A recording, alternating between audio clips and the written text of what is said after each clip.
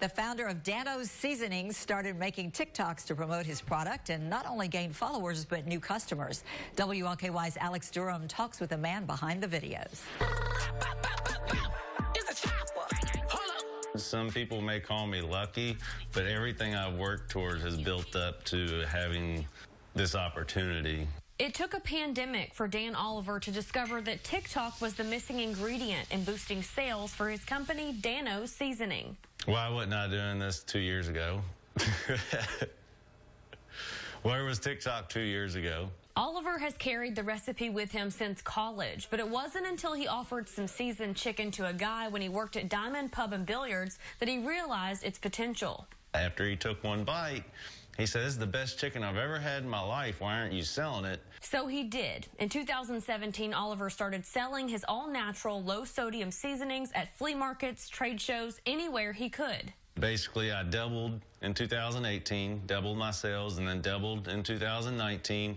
2020, I was planning to double again. It was going to be an awesome year, and then the pandemic hit.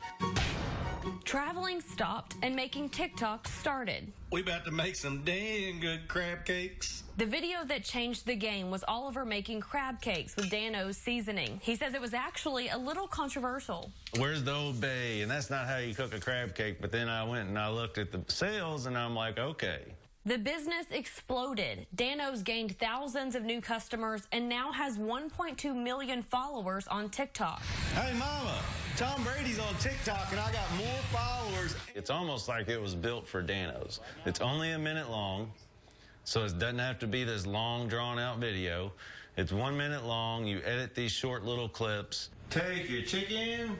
Bumping up sales times 10. Oliver now uses the app for regular marketing. As for the future of Dano's Seasoning, he says it's looking pretty Dan good. I'm just saying, if you got a dream, chase it. Don't ever give up.